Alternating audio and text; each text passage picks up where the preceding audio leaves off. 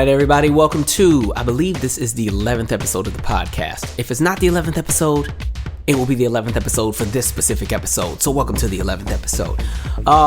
So let's talk about Howard University, shall we? And let's talk about the junior year. So far, we've talked about freshman year, we've talked about sophomore year, but can we get into the junior year at the Mecca? Now, they say that the latter years of your college experience are the years that make you. And I really agree with that. When I look back, I really feel that my junior year and my senior year, those were just the 2 years that really helped to shape and define who I would later become. There's just so many memories, good and bad, but mostly good. But, you know, there were so many different events that happened. So I'm going to try my best to not let this junior year podcast be 3 days long, because I could talk about that year forever. Like, when I look at a positive time period in life, I just love to think back of my junior year. So let's fast forward from sophomore year. My sophomore year ends and I go back to Spanaway. It would be the last time that I went to Spanaway for the summer, and it was also the last time that I taught any competition teams in Washington State, at least for a few years. And so summer was cool. I'm not going to spend too much time talking about it. Let's just get into my junior year. So junior year kicks off, and I have to be on campus earlier than pretty much most of the student body, because now I'm a resident assistant. You know, I was fortunate enough to be selected. I told you in the sophomore episode, I had applied, and, you know, I had to lay low for a little bit, not get in any trouble, just make sure my presence was known for good things and not anything crazy. And so now I've been selected to be a resident assistant in Meridian Hill Hall, the same dorm that I was in for my sophomore year. And so I am excited. So all the resident assistants move into their rooms, and, you know, we all have our assignments, and I'm staying on the 6th floor in Meridian. My room number, what was it? I think it was 636. Yeah, it was 636. And so, you know, all the RAs pretty much kind of know each other already, because some of us already lived in Meridian the year before, some were RAs the year before, and so pretty much there's 14 of us. There's 14 resident assistants. We all get along pretty well. There's not really any beef with any of us, and then we eventually all kind of form our own cliques within those 14, but as a collective, we all got along well.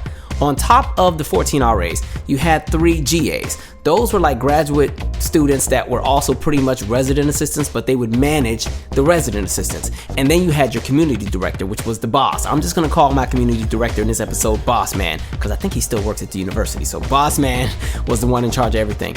And so Boss Man had us all meet at a park, maybe that first week we moved in, and this is before most of the residents had moved in yet. And so we're all at this park. Everybody's getting to know each other.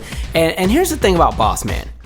Boss Man was a very, very unique individual. I'll say that. A personality that I have yet to ever see in anybody else. I can't explain it. He just was he was a character.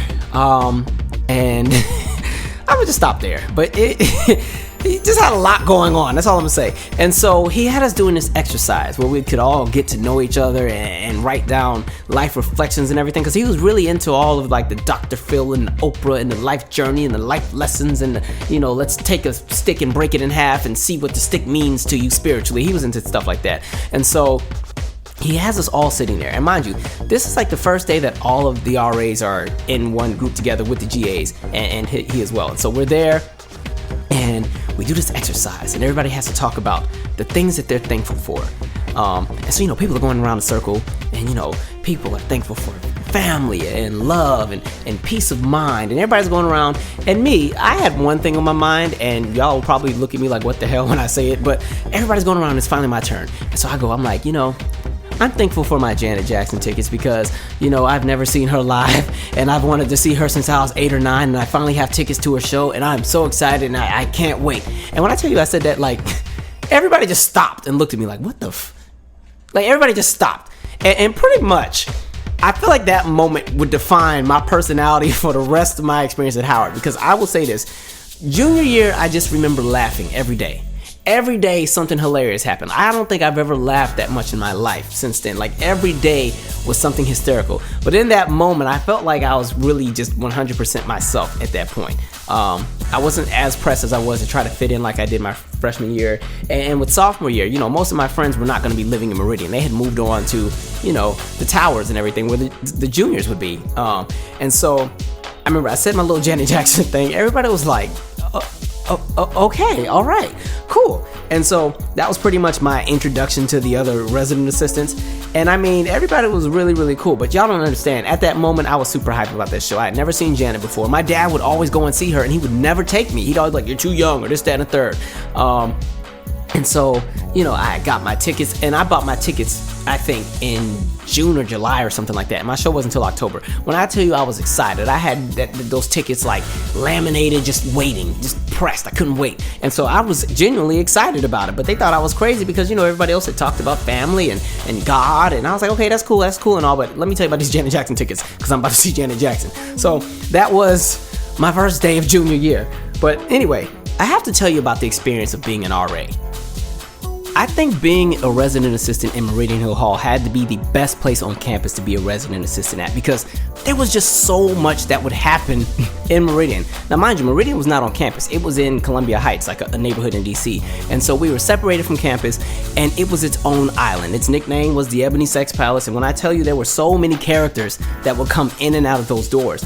And me living there the year before as a regular resident, and then living there as a resident assistant the following year, you saw such a different world because you knew everything that was going on in the building. You saw everything, all kind of chaos, drama, suicide attempts, drug deals, domestic violence, sexual assaults, fights, just literally anything you could think of happened in that building. Now, there was a lot of good that happened, but there would be a lot of crazy things that happened as well. I mean, that place was literally like a city that never sleeps. Even on moving day, there was a bunch of stuff going down. There was this guy, unfortunately, he was moving into his room, bringing all his nice stuff up the elevator, and his mom was there and some other people, and we had some student volunteers helping move everybody in because, mind you, this is a dorm that held like 600-700 people. Everybody's moving in. This kid opens his room door. He opens his door to find that there are two people having sex in what is supposed to be his bed. And mind you, it's straight chaos. Now, we had to be sworn to secrecy with that story, and we couldn't say nothing about it. We couldn't use no names. We couldn't talk about it because it was some really sensitive mess going on with that. And I did feel kind of bad for the two people involved in that because that rumor spread like fire later down the line. Just know it wasn't the RAs that said anything. That's all I know. But man, Meridian just all the time. And everybody always wanted to be in Meridian. It was the place to be. If you had a girlfriend or a boyfriend, most likely they stayed in Meridian. Your best friend most likely stayed in Meridian. Your crew was in Meridian. So people were always trying to do things to get in illegally if we had lost visitation or if we didn't have visitation. People would be trying to sneak in. This girl got caught trying to sneak in with, she done tied some pillow sheets together to try to sneak her boyfriend up to the second floor and still got caught.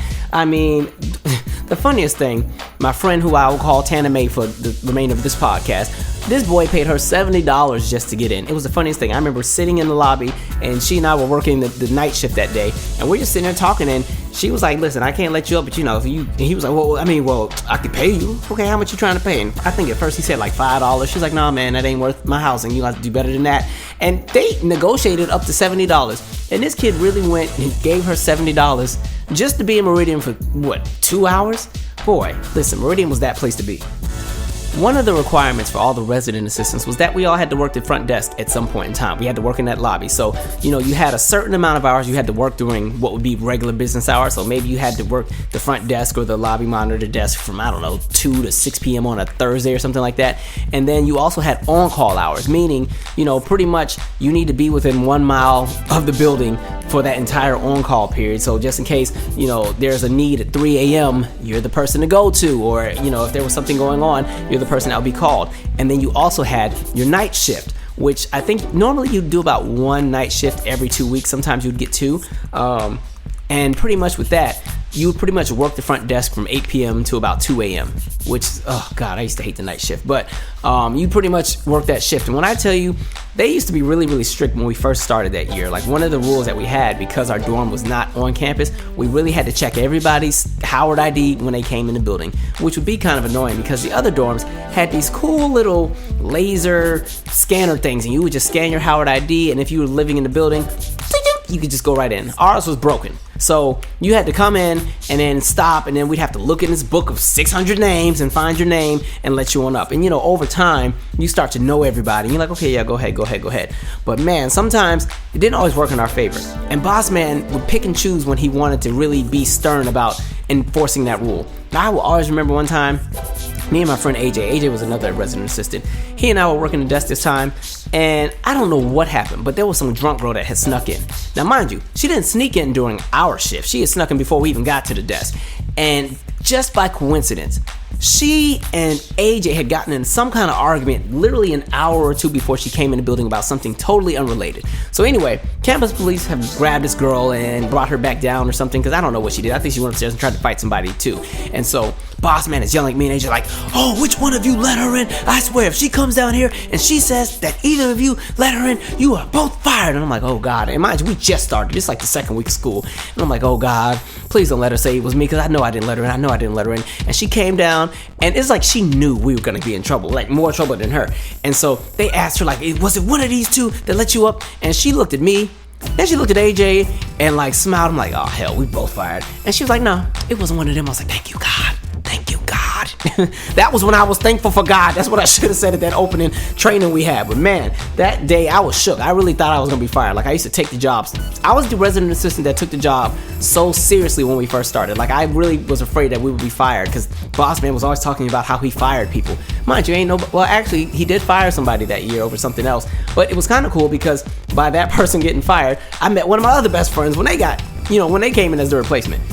Now, before I go any further, I do have to just quickly introduce some of the RAs, pretty much the main ones that would pretty much be my main circle during my junior year. So first there was Nick. Now, Nick is the same RA from the year before who I said lived next door to me. So Nick was one of those main people I used to run with at the time. Nick was really, really cool, from Louisiana, easygoing, pretty laid back. Nick was pretty chill, very cynical all the time. Like, don't come across him the wrong way. He just look at you like you're stupid. And so there was Nick, and then there was Tanae, who I call Tana Mae. Now, Tana Mae ended up probably being one of my lifelong friends forever. Like, she just has this very a warm spirit, you know what I mean? Like, there's just some people you meet on first instance and you just know, like, oh yeah, this is gonna be one of the coolest people I ever meet. We just gonna be tight forever. Like, I think the first time we ended up really becoming friends, she just randomly came in my room one day because I had the Cosby Show on with the door open, and she walked in. And like, ever since then we were just super tight. And then there's my friend Whitney. Now, Whitney and I didn't become super tight until almost the summer after junior year, but she was the person who ended up being the replacement for another resident assistant that got fired. So she kind of came in and, she fit right into the mold. And then there was AJ, who I kind of just talked about. AJ was from the Bronx, but you would have swore he was from the beaches somewhere in California. He just had this really unique, how do I explain this kid? Like, AJ is just free-spirited, wears sandals, listens to U2, just unique. And then there was Kira, she was actually a year older than all of us. She was a senior, and Kira just was hilarious to me. Like, Kira just was one of the funniest people you could meet. Like, and the poor Kira lived directly under me. I would drive her crazy. I mean, I'd be in my room doing all kind of 8 counts, and I'd have the music cranking and everything. That was the other thing. As RAs, we were some loud RAs. Normally the RAs are telling the residents to keep down and be quiet. The irony, as much noise as we used to make in our rooms, but I mean, I'd be in there giving a full benefit concert to the mirror, and then I would either get a text message like, what the fuck are you doing up there? Or she would call and be like, Mike, it's 2 a.m. Can you don't?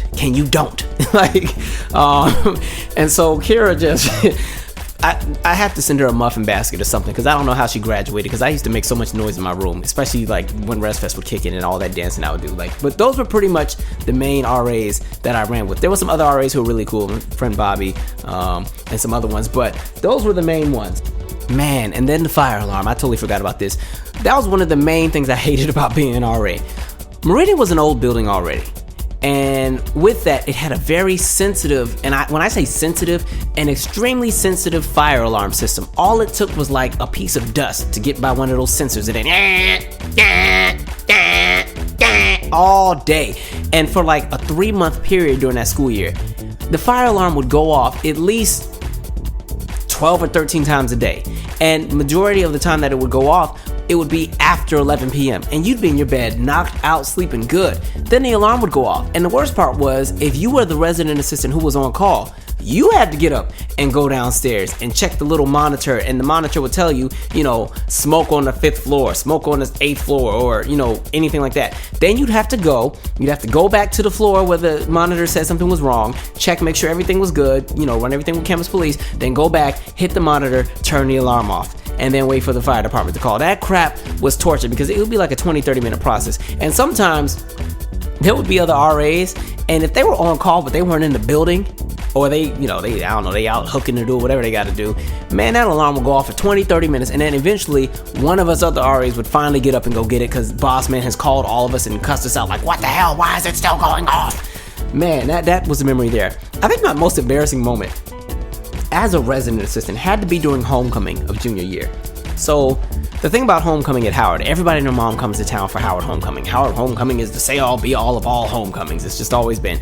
And so the dorms are extra full during homecoming. Everybody and their mom, like, you know, you could have up to 1 or 2 guests stay with you overnight for homecoming weekend. The resident assistants, we could have up to 4 people stay with us. And so everybody is in the dorm. So like during homecoming, there's probably 1,100, 1,200 people in Meridian instead of the normal 700. And man, all I know is I'm in my bed, I'm sleeping. I hear this loud, I'm like, what is that?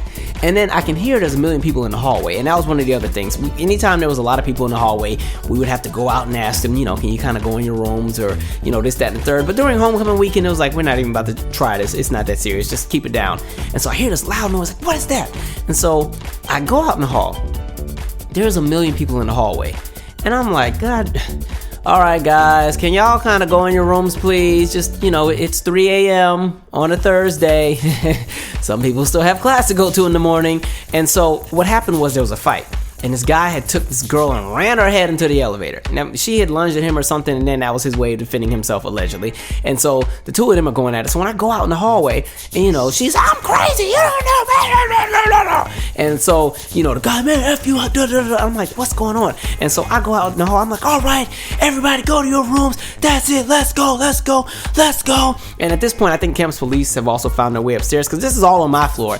And my co-RA at the time is nowhere to be found, and it's on his side of the hall. And so, you know, I'm out there, break it up, and everybody just keeps looking at me like I'm crazy. And I'm like, okay, well, let me just give these people who are staring at me crazy a pass, because most of them don't go here, so they don't know that I'm the resident assistant. But whatever, y'all just please go to the room. So people are like, man, F you, who is that? And so I'm trying to make the people go to their rooms. The girl is crying. I gotta walk her downstairs, make sure she has some first aid, make sure she ain't got a concussion and everything. I'm downstairs helping fill out the police report and this, that, and the third, and, you know, getting all the information and student ID this, and do we need to call the health center, and do you want to file a complaint? And mind you, she's still trying to fight the boy during this whole time. I'm like, listen, calm down, like, and everything like that. And then, you know, campus police got the other guy in the other corner, and they got him, he about one step from getting put in the back of the car. And so I've been out of my room for at least 45 minutes at this point. I've been downstairs. Finally, everything is good. And I just remember everybody kept looking at me like I was crazy. And I'm like, are y'all all drunk? What's wrong with all of y'all? So I finally get upstairs. People in the hallway still talking about the fight that just happened. And I'm like, y'all, you know what? I'm going to bed because I got a business law class in the morning. And so I go in my room. I go in the bathroom real quick. Yo, I totally forgot that I had put on a really, really thick coat of my Proactive face mask. And it was like my whole face was white. And when I tell you the way my heart dropped, I couldn't even scream because there wasn't a sound that could come out. It had to be the most embarrassing moment. I wanted to die. Like, oh my God. Why? Like, it was so embarrassing. I wanted to scream, and I was like, that's why everybody was staring at me crazy, because I done came out there with this white face. And I mean, I put a good thick coat of it on, because listen, y'all know, if you follow me, I've always kind of battled with acne. It's always up and down. And junior year, it was actually pretty manageable. It wasn't too bad. So, and it was homecoming, so I wanted to make sure everything was together. And you know, Proactive is expensive. So that mask, if I put on a thick coat, that means it wasn't coming off. I wasn't gonna be washing it off to go anywhere. And so, you know, when you're awakened out of your sleep, you forget that sometimes you may have a face mask on or some crap like that. And so I just, you know, I woke up when I heard the noise and went straight out the door and totally forgot I had that mask on. And yo, the way I cussed out everybody on the floor the next day, I was like, hey, none of y'all said nothing. Y'all had me all in the lobby looking crazy. The campus police people looking at me crazy. People who coming in the building staring like, what the hell? I'm like, no wonder I look like a lunatic. And I'm over here trying to write the police report, and I'm over here looking like Casper the Ghost. Remember that episode of before Donald Trump was extra stupid? Remember Celebrity Apprentice when Nene and LaToya Jackson got in that fight? And Nene was like, I'll work my ass off while you stood there and looked like Casper the Ghost. Like, that always cracks me up, because Nene said Casper the Ghost with such conviction, like, Casper the Ghost. Man, I was Casper the Ghost that night. I was so embarrassed. Like, if I ever wanted to cry, it was in that moment. And I feel like everybody remembers that. So I felt like I was remembered as the dude with the face mask for like the rest of that semester.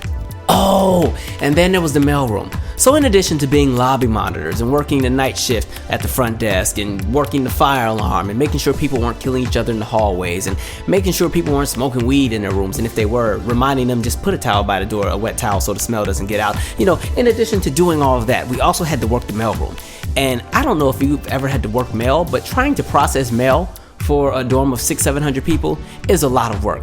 So Howard had a really, or at least Meridian, had a pretty strict policy when it came to packages.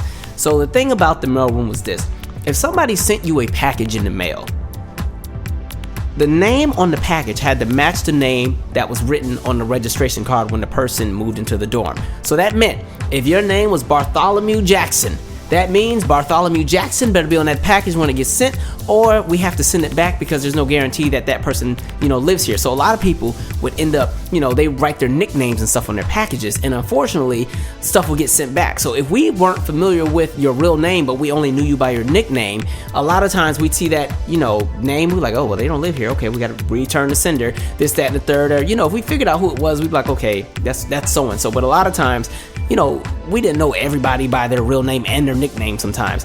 And I just remember one time I was working in the mailroom, and it was the night shift. The mailroom was already closed at that point. That was another thing. People would cuss you out when that mailroom was closed because we never had real consistent hours. There were 2 additional administrative staff that worked in Meridian on top of just the resident assistants.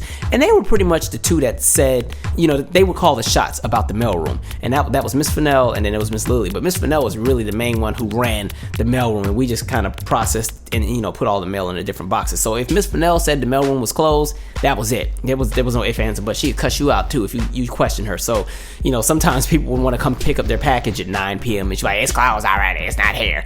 And they'd be like, well, it says the mailroom doesn't close till 10. Well, I said it's closed now. So that was that. But anyway, I'm working the night shift. It has to be, I don't even remember what time it was. I just know it was late. Now the mailroom has been closed. Phone rings, bring, bring.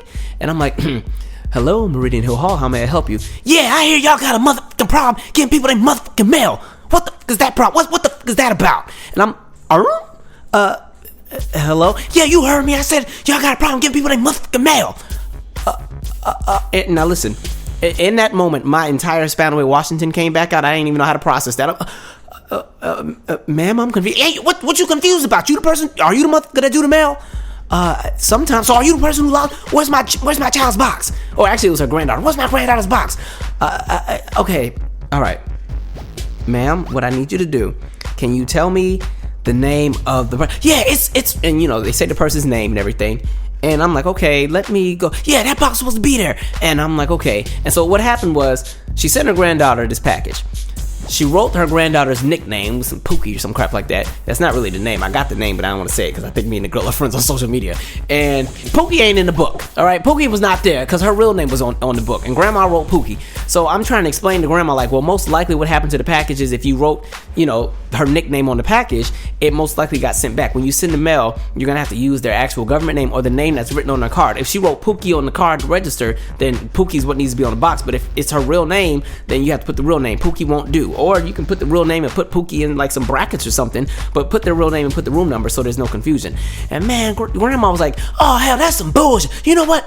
Give me the number to the university. I said, huh? Give me the number to the motherfucking university. Oh yeah, I want the number to the whole school. Okay, and I'm thinking like, okay, Howard University has like 500 phone numbers. There's not one number to the university. So I'm over here trying to think like, okay, what number could I give her? So I just gave her the number to the administrative building, like, yeah, they'll be able to help you.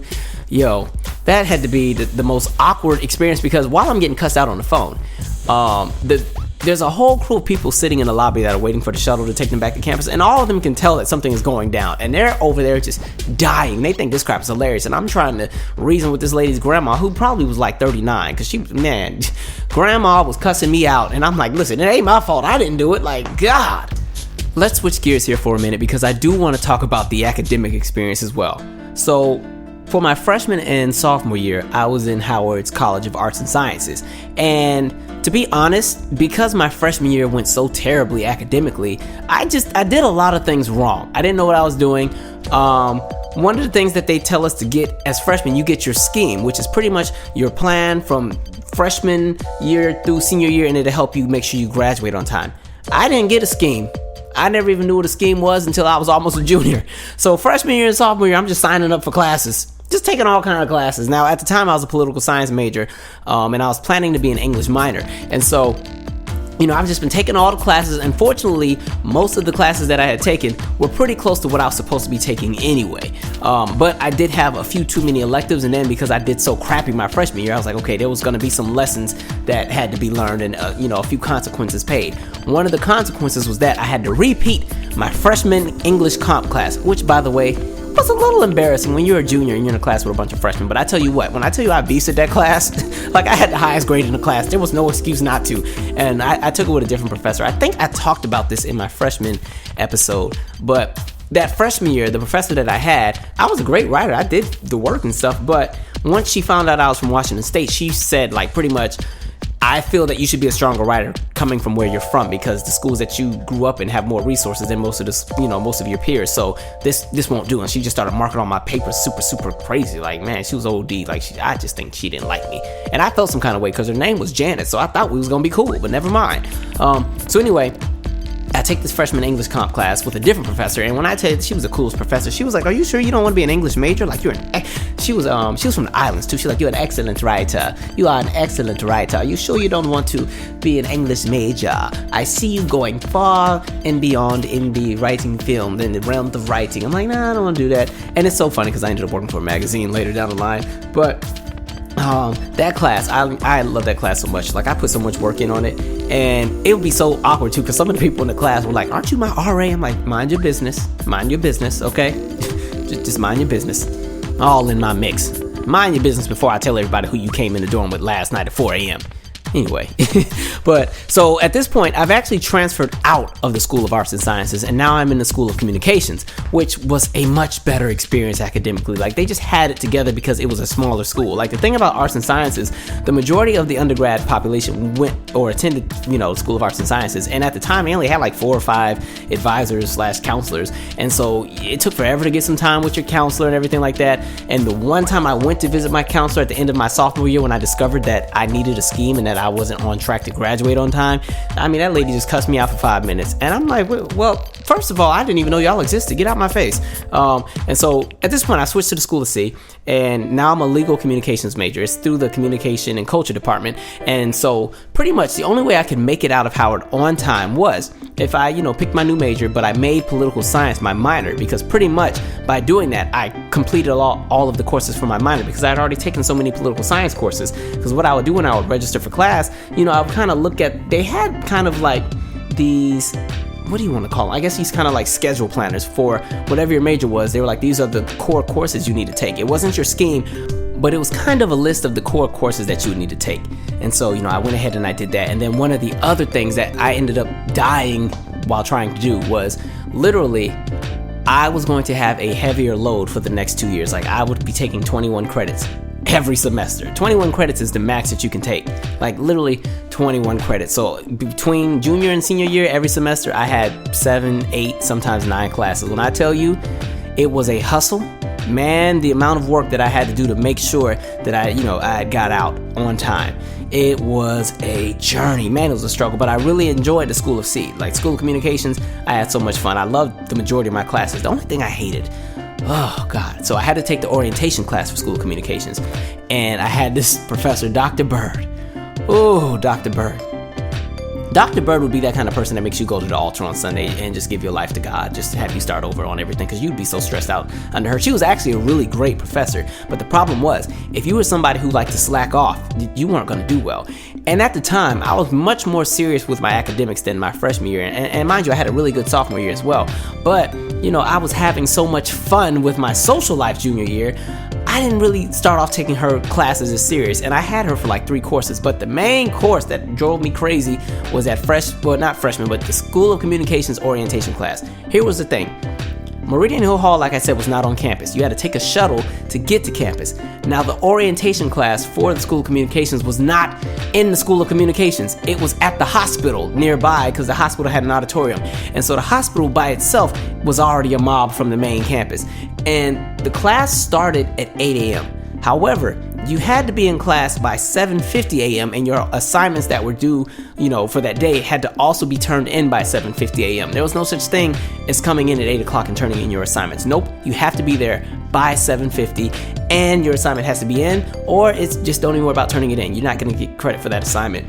And the thing that used to drive me crazy was Meridian was a little too far to walk to class with, especially to the hospital. That would be like walking 12, 13 blocks. And so you have to depend on the shuttle. And sometimes the shuttle would be on time, and other times the shuttle would be like, nope, psych, not gonna do it. And so your livelihood was dependent upon if the shuttle got to you on time. This is really before Uber was a thing. This is before Lyft. None of us drove. And so you'd have to get up. Man, I'd have to get up at like 5. No, I didn't get up at 5. I got up at like 6 o'clock, which was torture because probably I didn't even go to bed till 2 or 3 anyway. I'd be up by 6. I'd have to be outside by 7:15 because there was a shuttle that came sometimes as early as 7:20ish, sometimes as late as 7:40. You never knew, but you needed to be out there by 7:15. And so you'd be outside by 7:15. Then the shuttle would get you to campus, because mind you, it has to stop at the towers as well. And then you got to also, think about traffic. And sometimes the shuttles would sit and give people time to get in and get out. And you're like, oh my God, let's go. And so the shuttle would get you to the main campus by 7:45, and then you still had to walk to the hospital. And I mean, the way that I would be booking it, because I'm like, okay, I have 5 minutes to get to this hospital, and there would be so many minutes or moments where I would get to class at 7:56, 7:53, 7:54, 8:01, and I mean, every single time I got there after 7:50 and didn't have that assignment ready, to be like, oh, no credit. Like, I'm like, God. Like, that class used to drive me crazy, and it was like 200 of us in that class, so it's not like you could even build a relationship with the professor. Like, Dr. Bird used to drive me crazy with that class. I was like, this is so stupid, and it was only a 1 credit class. Oh, the blood pressure. And one of the other requirements within the School of C, or at least within my major, was that you had to take 4 PE/health credits. And I'm like, what? People do PE in college? Who does that? Why? I'm healthy. And so I signed up for soccer because, listen, I played soccer pretty much my whole childhood. I was always a halfback. I used to get it in. So I'm like, okay, good. I can beast this class. Yo, let me tell you about this class. First of all, it was indoor. It was in a gym. So it wasn't like a real soccer field, which means there's less space to run around. The balls move a little bit faster. It's a little bit more intense. There's less space to do things. And the whole class was West African. Like, everybody in the class was from the continent. Everybody was from the motherland up in that class, except for like 3 people. And I mean, they played this game so seriously. I thought I was good at soccer. They reminded me like, you all right, but I mean, you're not seeing none of us. And so in this class, you pretty much played competitive soccer games every day. And now I always was a halfback. That's, those are the people who play offense and defense. You kind of run up and down the field. That's what I always played. I was never really a forward because I was pretty good at defense, and I was never really on just defense. I was always a halfback. They put me a goalie. They were like, yeah, you're going to be the goalie. I'm like, I don't want to be the goalie. And they're like, no, don't worry. The ball's never going to come to you. I'm like, oh, what y'all trying to say? First of all, I'll be a good goalie. Don't get it twisted. I can still get it in. I'm just saying, I'd rather be a halfback because, I can guard the goal and I can score at the same time. So what y'all want? Man, they put me a goalie. When I tell you that these people played so competitively, like, it was, being goalie that was like a death sentence. It was like being put on the shooting range, or what is it called? The firing squad. That's what it was like, literally. You'd be there, when they would kick that ball to that goal, first of all, they're playing like it's the Olympics or some mess. I'm like, yo, it's just a 1 credit class. Can y'all niggas calm down? And so you'd be working the goalie thing, and that ball would be like, shoot. I'm like, God. But I mean, listen, I was so dope as a goalie, like, I almost wanted to join the men's soccer team at Howard, because that's where half of them were from anyway. Half of them were on the actual team. But there was just no way to do it. There was no way, based on them 21 credits I was taking every semester and being a resident assistant, there wasn't enough hours in a day. But I discovered I was actually really, really good as a goalie. Like, I got it in. Like, I think I got scored on a handful of times. I can count it on one hand. I was getting it in. But man, those balls hurt so bad when they hit you.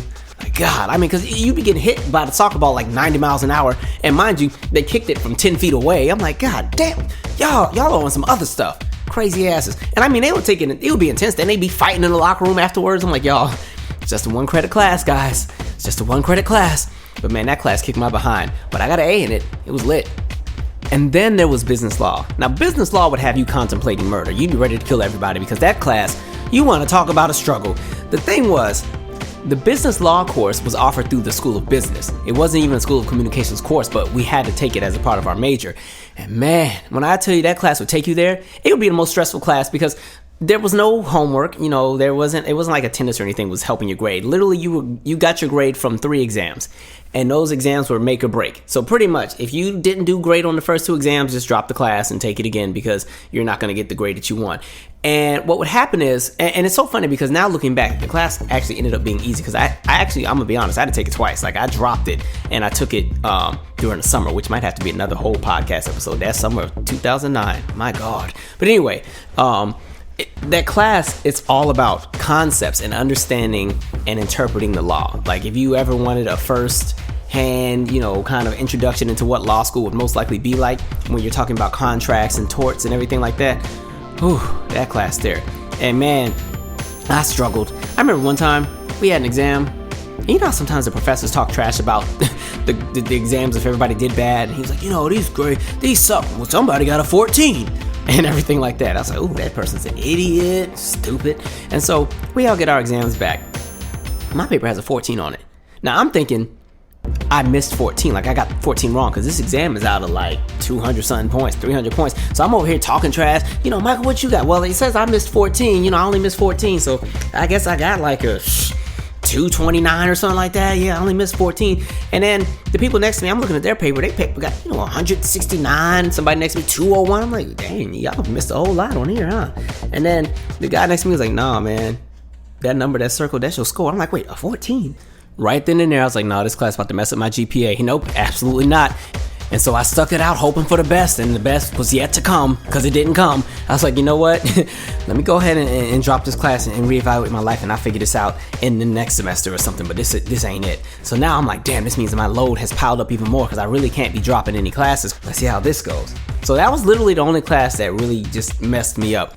Other than that, I was really beasting it that year. I mean, my grades were so good. My GPA was on point. Like, I really made up for a lot of the stupid things I did freshman year. And man, I mean, I really, really enjoyed the School of Communication courses. Like, they were just so many great courses. And what I liked about it was a lot of the classes were very open-ended. So a lot of your assignments would more so be essays that you would have to write, or a speech you'd have to present, or a group project. There wasn't as many punitive exams that you normally get in some of the other courses, and so there was a lot of learning. I was in a position where I could be creative and a free thinker and think outside the box. And of course, you still correlate, your work with, research and what's in the textbooks, but you really get an opportunity to just grow within yourself as far as what you're learning. And at that point, I had really taken a lot of classes dealing with just the aspects of blackness, and I had already started that my sophomore year and junior year. I had really dived into it, and so those courses at the School of C were just really, really impactful. And I mean, they get so much better my senior year, which I'll talk about when it's the senior year episode. But man, I really enjoyed those courses. Only other class that I had to side-eye, which was not a School of C course, but it was a requirement. I had to take psychology, and this class was funny because Tana Mae was in this class with me. And man, the funniest thing, I remember one time we had an exam. We had been doing pretty good in the class, and at the moment, I think I had a B at that point, and I was trying to go ahead and get me an A. And for some reason, we had some exam or something, and I had studied, and I was like, okay, I'm good. I don't need to study too much. I had a pretty good track record with the exams in that course, and so I was like, yeah, I don't gotta study too much for this. I think I'm comfortable. I looked over my notes real quick, like, yeah, I got this. This will be easy. Boom. Tana Mae, for some reason, just kept studying. And I'm looking at her like, it's not that serious, because I remember we were downstairs in the lobby working in Meridian, and I got the music on. I'm all dancing all in the lobby and doing all kind of random things, and she's really in studying. I'm like, Tana Mae, it's not that serious. Look at how we did on the last 2 exams. And so we take that exam. Boy, I whizzed through that exam like, yep, this was easy. I was one of the first ones done. And then I left and I went to this place called La Bamba that used to be right on the corner of Georgia and, God, what street is that? That's not Euclid. Is that Euclid? I think it's Georgia and Euclid. Anyway, they used to make the bomb breakfast sandwiches. I used to be so pressed to get out of psychology so I could go and get me a sandwich from La Bamba before I had to go to that business law class. Man, and so I'm in La Bamba getting my little breakfast, and Tanae texts me like, where you at? I'm like, I'm done. I told you this crap was easy. She's like, well, dang, well, just leave me in the class. I'm like, yeah, nah, see you later, Tana Mae. And so we get that exam back. When I tell you I failed that exam, I did so bad. And I just knew I killed it. Like, I did, like, oh, yep, all right, yep, remember that? Yep. I failed that exam. I was like, what the hell? And so that messed up my A, and I got like a B. I was like, ugh. It was the only B I got that semester, but that crap was hilarious. Now, that entire year, Tana Mae and I had a million memories to look back and laugh on. Like, I think what made us connect is that, for some reason, anytime something bad happened to her, I just found it so hilarious because her reaction always reminded me of Gina from Martin. Like, I think that's what made me addicted to her personality. I just would crack up at everything that would happen to her. Like, man, and I don't know how she put up with me, because sometimes it would just be me laughing at her all day. Like, stuff that wasn't even really supposed to be funny, I just found hilarious. Like, she killed somebody. Like, she really killed somebody legit. Like, we went to... She's gonna kill me when she hears this. There's this place called Florida Avenue Grill that I used to love going to, especially freshman year and sophomore year. I used to gas it up all the time because they had the best breakfast, and I mean, I used to be in there all the time eating up all the food, and I used to keep gassing it up like, y'all gotta come here. So one day she and this other resident assistant, Rochelle, was like, okay, we're gonna come with you to it. And so we're talking about going there, and there's this guy that works in Meridian who's on the housekeeping staff, this guy named Eric.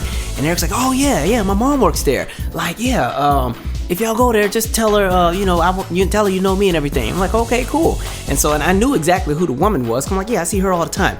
So we get there, I'm excited.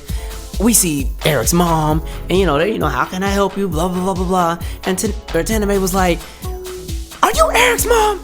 And so Eric's mom, and now this is an older black woman, probably in her mid-60s, I want to say. She might have been in her late 50s. She looks at Tana Mae like she looks at her with disgust, as if Tana Mae is this girl that's trying to claim that Eric, is the father of her child or something. Like, there's just been all kind of fast girls after her boy. She looked at Tana Mae like, like, looked at her so crazy, stormed back to the other side of the kitchen, and then just gave Tana Mae the worst service the rest of the day. Now, mind you, they gave me just the red carpet rollout because I was a regular. I mean, they gave me extra syrup and extra butter with my pancakes, and I had catfish on the side and eggs, and everything was good. Rochelle, they was all right with her. Tana Mae just got like the worst customer service that day, and we were like, I don't know what happened, but okay. And so we have our resident assistant meeting like a few days later, and boss man is talking like, oh, we need to make sure we give Eric a card. And I'm like, why is Eric getting a card? And they're like, oh, well, his mother died on this day. And so I'm like, wait a minute, that was the day after we went to Florida Avenue Grill. And I was like, Tanae, you done killed that boy's mama. Like, the poor lady had a heart attack the next day. I was like, oh God. I was like, Tana Mae, you didn't kill somebody. That's horrible. It's not funny. I swear I'm not laughing. Like, every time she was around, something crazy would happen, and her reaction is what made everything so funny. And it was literally like the Martin episode where Gina gets the boot on the car, and she doesn't tell Martin, but Martin finds out. So he makes her go and get all these crazy things that are super heavy, just to be petty to mess with her. Like, he wanted a wheelbarrow and a sack of potatoes. The way that Gina reacts in that episode is exactly how Tanae acts. So it's the most hilarious thing. Like, I remember we were all planning a trip to IHOP, all the RAs, like maybe like 10 or 11 of us. We were like, yeah, we're gonna go to IHOP. And at the time, the nearest IHOP was all the way in Boston, Virginia.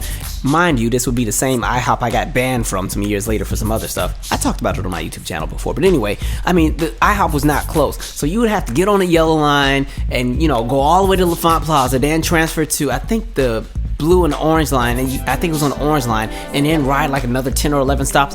And I mean, that day, all she kept talking about was she wanted the pancakes with the strawberry little glaze topping and the whipped cream. Like, she was so pressed to get that. Like, she talked about it the whole train ride. Like, oh, I can just taste it. Oh, I can't wait. Oh, it's gonna be so good. Oh, she was so excited about this crap. And at the time, my tonsils had swelled up for some reason. So like, I could barely eat anyway. It hurt to swallow and everything. And so, we're going there, and we get to IHOP. Everybody does their order. She orders her, her pancakes with whatever she ordered. We're all good. 5 or 6 minutes later, that waitress comes back, and it was the waitress's first day. I will always remember, because she was from the Ukraine. And I remember there was a language barrier because she wasn't familiar with some of the terms that we had. So she didn't know what sour cream was, because somebody else at the table had ordered sour cream. So I'm over here telling her, yeah, it's going to be something in the back that says Daisy, a tube in the fridge somewhere, and everything like that. And so everybody does their orders and everything. And man, it's been 5 or 6 minutes. She comes back to the table, and she's like, yeah, we don't have the strawberry topping for the pancakes. I'm sorry. And the look on Tana Mae's face, she had just like this look of defeat. Like, it was like, Santa Claus didn't come on Christmas. You didn't get anything on your birthday. Your grandma just died. The dog ran away. The cat was hit by a car. That was the look on her face, and for some reason, that just set me off, and I fell out dying just because I remembered how much she kept talking about getting those pancakes. That crap was so funny. I couldn't stop laughing, and like, she got so mad, like, then she started crying, and that made me laugh even more. It was like fuel to the laughter. Like, my sides hurt so bad, and like, I really thought I was gonna bust a few kidneys. I was trying to stop laughing, and by me trying to stop laughing, it just made me laugh harder, and I just fell out. So I remember she had ordered a salad instead, like some kind of chicken tender salad, and was like, let me just get honey mustard. And so I finally calmed down. At this point, Tana Mae's pissed with me. She done moved to a whole different table. She didn't even want to look at me. I'm still and so she's pissed off. That lady brings out that salad, and I saw what was supposed to be the honey mustard, and it looked like regular mustard. And I fell out dying again. I was like, I can't do this. Y'all trying to kill me. But it actually was honey mustard. It was just a really, really bright yellow. But oh, that day, I was in tears, man. Tanae tried to push me on the train tracks in the subway that day. She was so mad at me. That day, that had to be the funniest crap. I had never laughed so hard. Like, it hurt so bad. I think the only other time I've ever laughed that hard was we went to Benihana's one time. You know, like the restaurant where they cook all the little Mongolian kind of food stuff on the grill and do the tricks. And the guy that was doing all the knife tricks, I just couldn't stop looking at his eyebrow because half of his eyebrow was missing. Like, half his face got cut off or something. And I'm like, look, he done cut half his face off doing these knife tricks, got blood dripping all in the food. I'm sure this just happened last week, and for some reason, just the thought of that just had me rolling that whole day. I know I got on everybody's nerves because I couldn't stop laughing. Like, I had to walk and go in the hallway, go stand outside for a few minutes, just get my whole life together. Like, that mess was hilarious. Like, when I tell you, we used to just laugh about so much stuff, and it would be so bad because we'd always laugh at the worst times. I remember one of the moments in the dorm, they wanted to have a talent show in Meridian Hill Hall. And so, you know, we hosted these auditions, and so it was me, it was Tana Mae, it was Rochelle, and then one of the GAs, this lady, Miss Keeney, who was a lot older. She was probably like 50 at the time. And she was pretty much our supervisor that was under Boss Man.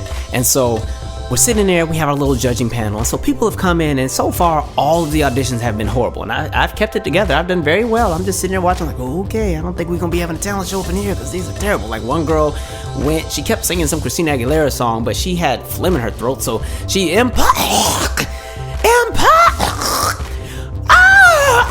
like, oh God, okay. And so she did that. It was all kind of crazy auditions, but then there was this girl who came in, and so at first, I thought she was about to be doing like some spoken word. She came in, had this big, huge fro, big natural fro. And she comes in, she's quiet, and I'm like, okay, hey, so, you know, can you tell us, you know, what it is you're going to be doing? And she has this big, giant stick. The stick is like taller than me. The stick is like 5 feet 10 inches long. This big, giant rod. And at that time, I'm still thinking she's going to be doing some spoken word. And, you know, I'm thinking, you know, because she got the big, natural, the beautiful fro and everything like that. She looked real Afrocentric. I just knew we were about to get a spoken word. Like, you know, I love my fine chocolate brother. My fine chocolate brother, fine. Like, I thought I was getting one of those. And so I'm like, okay, so can you tell us about the stick you're holding? And she goes, it's my power sword. I said, okay, all right. And so at this point, I my mind has left my body, and I'm just sitting here thinking, like, okay, this could be interesting. And so she starts what is her presentation, and out of nowhere, she just takes this big giant stick, and she just starts running around, and I'm like, what the like, and it was so crazy because it seemed so silent in the room. And I'm sitting there looking, and this girl's just jumping and running with the stick, and I'm like, what in the hell? Like, it wasn't martial arts. I don't know what it was. It was like, I don't know if she had turned into the witch doctor and was trying to summon up the spirits or some, I don't know. But at that moment, I'm sitting there like, I know I'm not the only one that's seeing this. Miss Keeney's too quiet, Rochelle's too quiet, even Tana Mae is silent. Are they not seeing what I'm seeing? And at this point, my uncontrollable laughter is starting to come. And I'm like, don't laugh right now. Don't laugh right now. Don't laugh in this girl's face, because she's going to hit you in the face with that rod. Don't do it. Don't do it. And so I'm trying to hold the laughter in. And you know how, like, have you ever tried to laugh, but laugh quietly to yourself? And so you're trying to hold the breath in and everything, and you just start shaking. So me and Tanae are sitting on the same couch, and I'm shaking, like my knees are shaking, hands shaking. I'm trying to think about different random things. I'm trying to think about anything except for what she's doing. I'm trying to take my mind somewhere else because I don't want to laugh in this girl's face. And I'm shaking. Tanae can feel that the chair is shaking. And then out of nowhere, Tana Mae goes, I was like, shit. And so she busted out laughing. I fell out laughing like I'm on the floor. And we're just, And mind you, the girl is still doing her Hayan thing. And me and Tanae are just unconsolable. You can't even pick us up off the floor. And Miss Keeney and Rochelle looking at us like, are y'all serious? And so I try to play it off because I had my phone. And so I try to pretend that I got a really funny text message. And that's what we're laughing at. And so I'm like, Tana Mae, look what they wrote. Look what they wrote. And Tana Mae's like, get away from me, Michael. Don't touch me. Don't touch me. And like, we're just on the floor dying. And so the girl finally finishes her piece. My eyes are so red. I got tears everywhere. Tanae turned totally red. And we're trying to put ourselves back together and everything. And we're like, oh yeah, that was so good. You know, yeah, can you do that second kick again? And of course she went and did it again. And I'm like, okay, don't laugh. She'll really catch on. And so the girl's like, yeah, it's, I forgot what she said it was, but she was like, I'm getting my 3rd degree in it. And I'm like, yo, there's a degree in this? Like, oh, it was horrible. And so she's like, you know, thank you for your time. And I felt so bad because she was so nice, but it just was the funniest crap. So she leaves the room. Yo, when she left that room, the 4 of us fell out. We were, I mean, Keenan had to, you know how black people get up and start running when we laugh? Keenan done ran to the other side of the room, and we're laughing, and out of nowhere, the door reopens. We're like, and it just turned out to be AJ. So we bust out laughing some more. I was like, man, that day, that crap was so funny. That girl, goodness, I swear, Howard, I swear I never laughed so much that year. When I tell you, just being an RA was so much fun. We used to play so many pranks on each other. We just used to clown all day. If you had all 14 of us in the same space, it was just straight hilarity all the time. And I mean, the way that folks used to prank each other, even I was a victim one time. Like, I don't know if you remember, Facebook had this thing called the Honesty Box. And the Honesty Box was pretty much, you could send somebody a message anonymously, and all that the person would know about who sent the message was whether they were a male or a female. If it was blue, it was from a male. If it was pink, it was from a female. That was it. That's all you knew.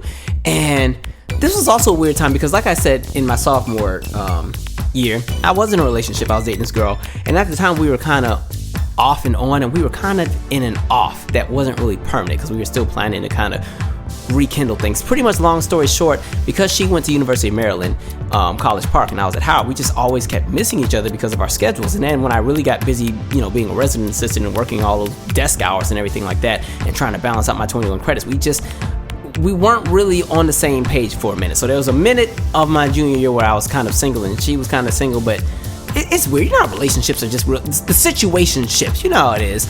You know, y'all are together, but you're not together, then you're not together, but you don't want them talking to nobody else and vice versa. That was what she and I were going through. And so at the time, I was semi-single. This sounds so horrible. I was semi-single, and there was a resident I had a crush on, but she was a freshman, and I felt that I was too old to talk to her at the time because I was a junior, and I didn't want to look like a creep. And so one of the other RAs knew that I liked this girl. And so they started posing as this girl in the little honesty box on Facebook. And so for like 2 months, I'm having these conversations with the girl via the honesty box, and like she's dropped enough hints to kind of have me put 2 and 2 together, like, okay, this is the girl from the 4th floor that stays in this room. Yep, that's her. And it would be weird because the girl knew who I was. We were cordial and everything. So then we'd be having conversations, and I would kind of sometimes reference, you know, what was in the honesty box conversation, just to see if she would like take the bait. And she would always look at me like I was crazy, and I'm like, But then the stupid RA that was posing as her would then reference that same conversation in the honesty box, like, oh, you know, I was a little nervous. I'm like, what the hell? Like, and so this crap goes on for like 2 months, and finally, me and that RA, we're in the room, we're playing Super Nintendo because Kira had brought her Super Nintendo from New York, upstate.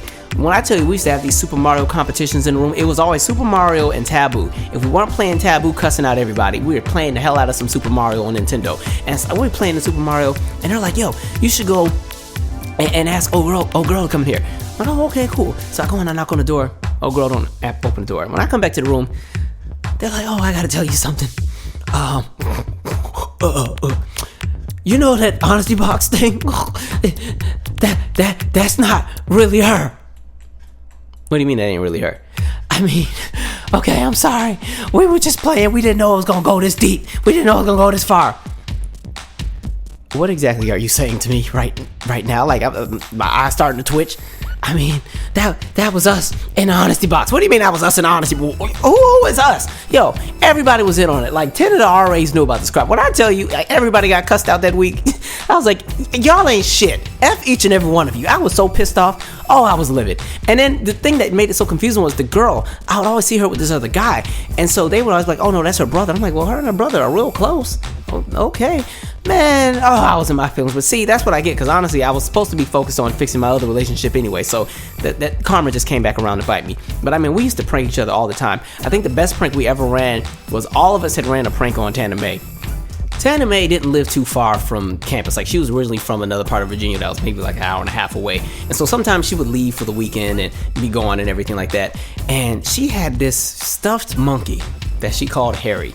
And she always had this thing with her all the time. Like, you'd go to her room and it would be sitting right there on the bed, or she'd have it with her, and we'd be like, what the hell?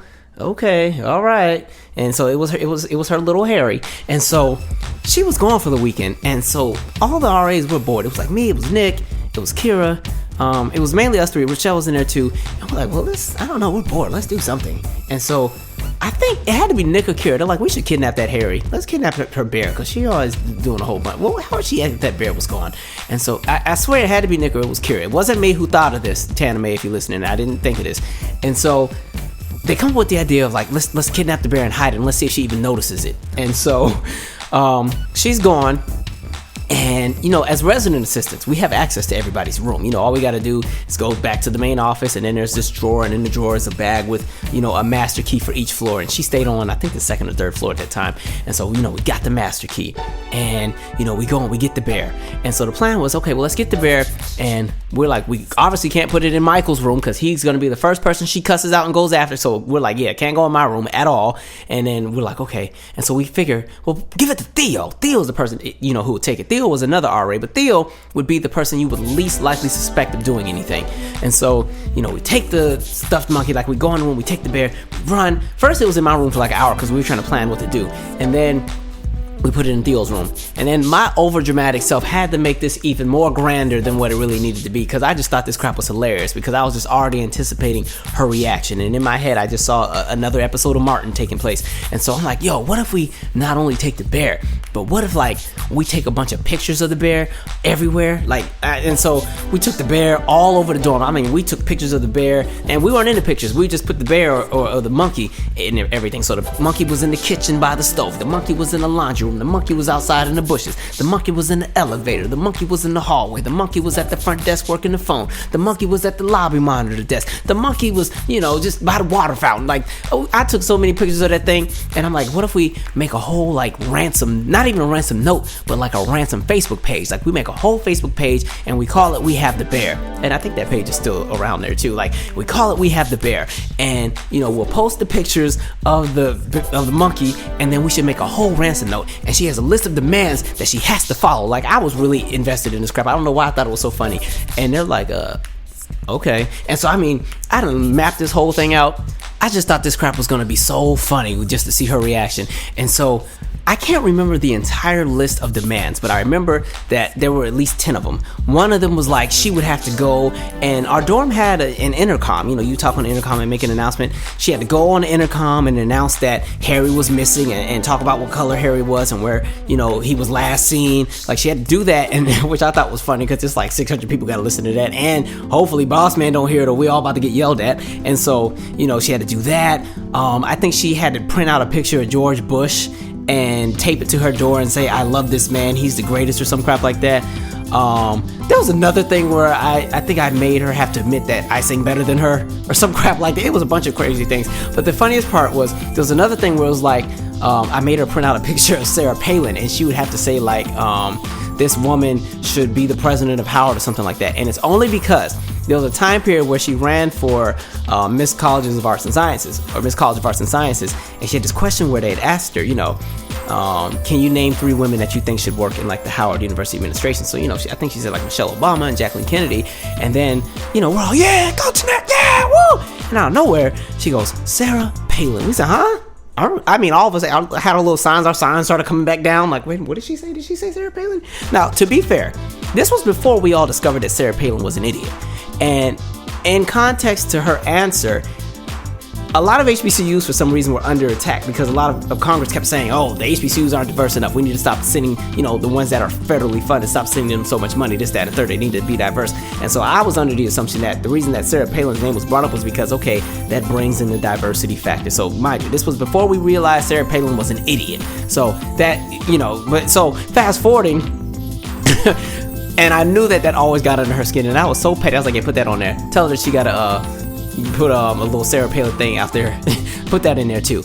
And so we make this Facebook page and everything's set. The Bears and Theo's room, I have the Facebook page, and I'm like, I'm not gonna launch it until later on. I'm gonna wait till like Monday when classes start, when I know she's in class. And so I'm working the desk. Actually, no, let me backtrack. It's like Sunday night. Tanae's back from her trip or whatever. No mention of Harry. Nobody says anything. She doesn't text anybody. We're all in her room watching TV, waiting for her to notice, because I was in the room shaking because I just knew any minute now she was going to notice Harry was gone, and I was going to be the one to mess up the joke because I was going to bust out laughing. And no, nothing about Harry. I was like, okay, cool. And then I think maybe 3-4 that morning, she started texting people like, have y'all seen my Harry? Have y'all seen Harry? And, ain't nobody seen nothing. And she ain't even text me. I was like, okay, good. This is good. This is going to be good. And so it's the next day. I have a morning shift where I have to work the desk, and it's me and Rochelle working the desk.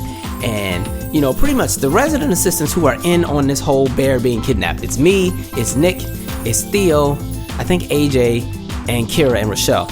And so I'm watching all of my fellow RAs leave for class and everything, and me and Rochelle are working. And I'm like, okay, I think everybody's in class. So I go ahead and I go to the Facebook page, because mind you, I created a whole Facebook page, which was the ransom page for the bear. And, I friend request Tanae with the account, and I'm sitting there at the front desk, me and Rochelle working. I'm like, wouldn't it be funny if Tanae was like still in the building? I'm glad she's in class. And Rochelle's like, yeah, that would be crazy, because Tanae's gonna kill all of us when she finds out what happens. And out of nowhere, I just hear ding, because there's an elevator on the other side. That elevator door opens. Guess who's in the building? Tana Mae. Tana Mae just takes one step and looks straight at me. And it's like, and you just saw the eyes of just hell. Like, Michael! I was like, oh, shit. I mean, she pushes them double doors open. She lunges and jumps over the front desk, straight to me. I'm sitting in like this tall stool, and like she comes with her arms out first. Like she's like jumps. All I know is my neck is grabbed. I done fell back in the stool onto the floor, and she just hit me all on my side. Where's my Harry? I know this is you. I know this is you. This got your name all over it. Because I guess she saw the Facebook request. Man, like she didn't even go to class. She stayed down in that lobby with me until she got her bear. She was not leaving. And the worst part was, I didn't have the bear. The bear was in Theo's room, and Theo was in class for at least the next 3-4 hours. And she's like, we could be here all day. And Rochelle is pretending that she doesn't know anything. She's just sitting there playing dumb. So I'm over here getting beat up. Rochelle's just sitting there doing her homework. I'm like, really? And I'm over here texting everybody like, yo, she's flipping out, man. Y'all need to get back here, do something. And Kira texts me, and Tanae's like, give me the phone. What does it say? Oh, be strong, Mike, huh? What do you need to be strong for? I'm like, I don't know. I'm just stressed out about a test. Tana Mae. And so she's flipping out. And so it's been 2-3 hours. She's still there. Miss Lily, the other administrative person, is coming out there. And now today she got a tear coming down. Now I gotta look like the devil. Now I'm the doggone villain. And Miss Lily's like, oh, baby, what's wrong? And Tana Mae's like, they done stole my bear. It's the bear my grandfather gave me when I was 2. I was like, oh, shit. And they're, oh, Michael, baby, give her monkey or her bear. And I'm like, I ain't got it. I don't know what y'all talking about. And so Kira comes back in the building because she done been to class. She walks right past and does not look in my direction because she knows what's going down. She tries to act like she don't see nothing. Goes straight to her room. Nick comes off the shuttle. Nick does the same thing. I'm like, y'all ain't shit. And eventually Theo shows up. I'm like, Theo, please go get the monkey. Like at this point, my whole right arm is numb and my left arm don't even work anymore. She's been hitting me for 3 hours. I'm like, yeah, just get the bear. Just get the bear. That crap was so funny. That had to be like poor Tanae. She hated us that day. She was so livid. We were just terrible. Absolutely terrible. I don't know how we got any work done that year. I tell you, memories for days. But I think one of the best memories, one of the pivotal moments just overall that I probably will never ever forget, and this is bigger than just junior year. This is just all of my Howard experience, period, was the election. My junior year was the 2008 election. And there was no better place to be. 1, you're in Washington, D.C. 2, you go to Howard University, and 3, you're in Washington, D.C. at Howard University surrounded by a bunch of black folks when you find out that the next president of the United States of America is now going to be a black man with a black wife and some black babies and a black dog and a black grandma all living in the White House. Listen, that was an experience. There's so many ways to just look at it. First of all, this time period was very unique because the economy had just crashed. And as an older upperclassman, a lot of us who were juniors and seniors were nervous because we're like, we're about to be out in the workforce in like a year or two. And we don't know if we're going to have jobs. And if you heard my first episode of the podcast, I definitely was affected. I didn't get a job until a year and a half after I got out of school. Like, I was unemployed. I struggled. And so a lot of us were nervous at that time. We really didn't know what was going on, and the election at the time was getting really, really nasty. The element of race had really kicked in as far as, the racism that jumped out, and there were just so many moments that were just so questionable that was taking place. And I mean, I will say the courses, the classes were so good from sophomore year and junior year because the election season started my sophomore year, and there used to be some really great class debates. But at this point, Hillary was no longer the nominee. It was pretty much Obama, so they weren't competing for that nomination anymore. And so the conversations had turned from, do we support Hillary or Barack, to, okay, is it Barack or McCain or Cynthia McKinney? And so I mean, there would be all kind of symposiums and forums, and even in the dorm we would just have like sit down sessions, and folks would just kind of share their 2 cents about a lot of things. And a lot of us really couldn't see it happening, to be honest. Like, for me, at that time, I just never saw it coming. I was like, yeah, McCain's gonna win that crap. Like, I would like for Obama to win, but McCain about to win that. You know what country we live in? Because I just remember, just 4 years earlier, that movie Head of State with Chris Rock, when he becomes president. I used to always be like, man, that would be so cool if that could really happen. But that had never happened in this country. Not at all. And so, I didn't really have any hope about him winning until maybe the week of. I was like, actually, he might have a shot at this. I think he's gonna get this, because the conventions were very interesting, and I felt like the GOP convention just wasn't a really great one that year. And at that point, I'm like, okay, there's a shot. And I remember the night that he won, we were in Meridian, we were in the dorm, there was a watch party and everything like that. I'm nervous, I'm walking around, we had a TV room, so everybody's in the TV room watching it and everything. And I was supposed to be, I don't think I was supposed to work that night. Somebody was supposed to work, it wasn't me. But, I had just happened to leave the TV room to go in a lobby for something, and out of nowhere, I just hear everybody start screaming. And I was like, wait a minute. And so I run back to the TV room to look, and I just see big old giant Barack Obama's picture on the TV. I'm like, yeah! Like, it was the height, like, that entire dorm lit up. People were jumping around, dancing. People were out in front of the building. They're in the street partying. Yeah, everybody was so hyped. People were crying, people were hugging, people were high-fiving. There was 1 or 2 Republicans in there that felt some kind of way, because, like I said, black people, we are not all one monolithic group, and there are some black Republicans that do go to Howard, and they were salty that day. God, they were livid. But everybody was so happy, and we just couldn't figure out anything. The whole building was just straight chaos. People were running in the halls. The whole building was so loud. And the cooler thing was, you stepped outside, and the whole city was doing the same thing. It wasn't just Howard. Like, we weren't even on campus. The entire city had lit up. Like, the entire city was just a straight parade. And the funniest thing is, like I said, I don't know who was supposed to be working the front desk, but nobody was at work.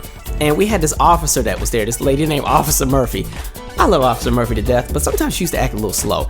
And so Officer Murphy's on the intercom, and she, attention, can the RA who is working the desk please come to their shift? This place is out of control. So now Officer Murphy is trying to get everybody to calm down, because people are running through the lobby and everything like that. She done pulled out her gun and is waving it in the air while she's talking on the intercom, trying to get people to calm down. But then the funny part is, Boss Man is in the lobby at the same time. He's partying with us. So Officer Murphy is so pressed to get everybody to, fall back in order. And we like, F that. And so I remember, I think it was me, it was Nick, it was Rochelle, and Tana Mae. We ran outside, we got on the shuttle, and we're like, let's go to campus. And I remember, because it was raining, we got on the shuttle.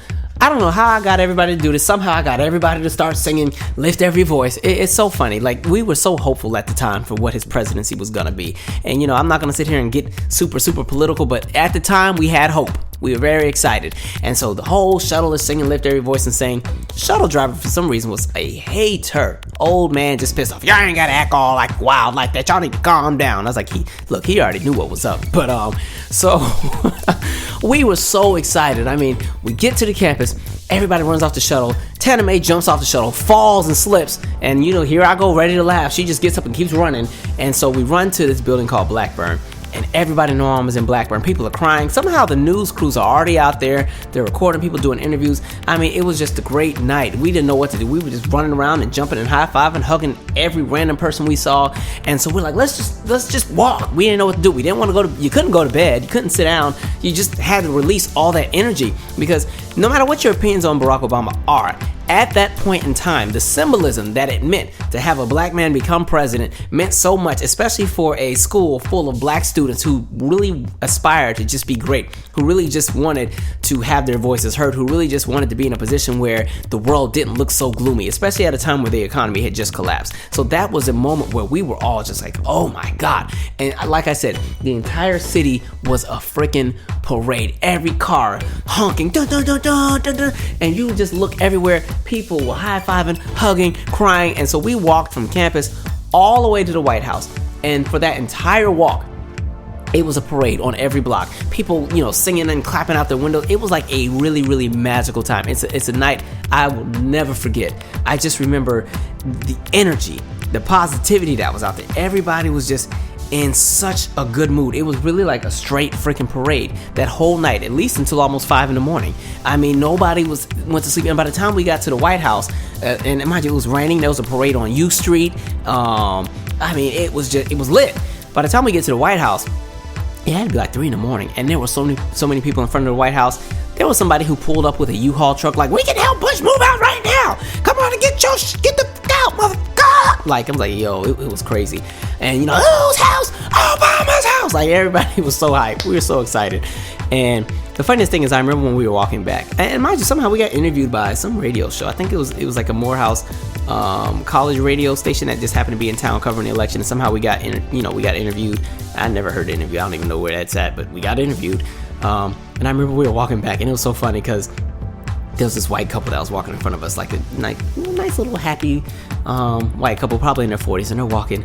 And then there's this car. They were driving a scraper. Like if you're from the West Coast, you call like those big muscle cars like a scraper. Like they had this big old scraper. It was like a deuce and a quarter, like a 69 or something. And they're riding. They stop right by these white people, and they let the windows down. They're like, Obama, motherfucker. And like, you just saw like the white lady like tense up, and I was like, don't worry, we got y'all today. Keep walking, y'all good. And like watching her shoulders relax, like, oh, okay. Like, it was so funny. That was such a great day. The only thing I wish I would have done, I wish I would have went to class the next day. I just know the conversations were so good. But I couldn't wake up. I was knocked out. I didn't wake up the next day till like 2 o'clock. I missed all my classes. And there were people who still went to class, but I really wish I just went to class that day, because I know that probably was one of the best conversations in every class. Like, literally. So what I'm going to do, because I still have so much more to say, and hell, we've only gotten to November, and we still got a bunch more school year left to go. I'm going to split this into 2 parts, possibly 3. No, I'll probably keep it at 2. And I'll actually upload it this week. Just because I'm going to actually be going out of town, so I need to go ahead and get some extra episodes in. And so I will continue this conversation in the next podcast. It will probably be out on Thursday. So, all right, y'all. Until next time.